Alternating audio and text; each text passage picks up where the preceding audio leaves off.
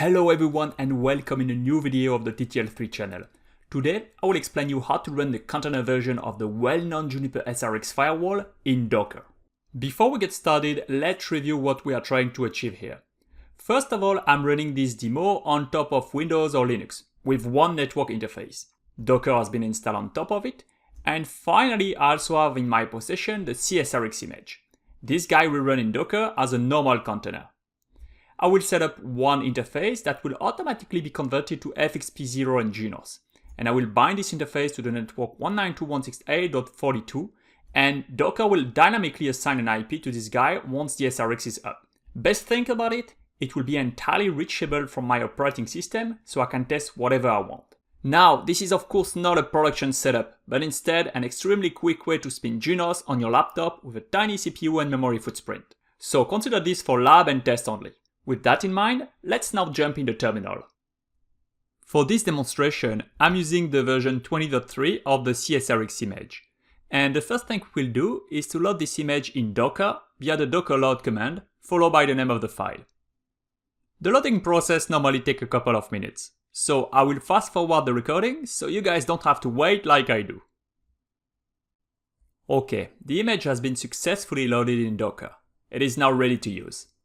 Now, if you remember the diagram, we need to bind the csrx out-of-band interface to the management network. However, this bridge network between the Docker virtual interface and my physical interface does not exist yet.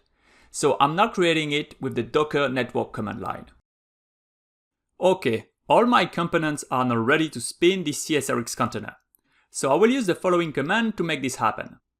Docker followed by run d to run the process in the background. I'm also using the privilege knob to make sure my csrx container has unlimited access to all the devices on my host.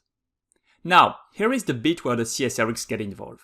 First of all, the network I want to use for my out-of-band interface. Remember, we name it management network. Next, the number of interfaces I want to set up on my csrx. I will set up 3, just in case I release a new video at some point where we do more than just running a container. Next comes the default root password for Junos and the name I want to give to this container. Finally, you must also specify the container image you want to use.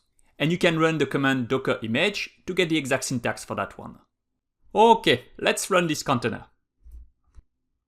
Sound good? Let's now use the command docker ps to get a status. It's running.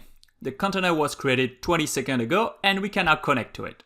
For this, I will use the command docker exec it, followed by the container ID, which is available just above, followed by CLI to trigger a Junos prompt.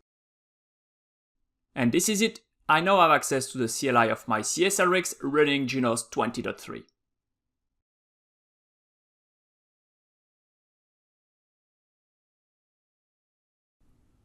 That's it for this video, everyone. I hope you learned something, and please share and subscribe if you enjoy what I do on this channel.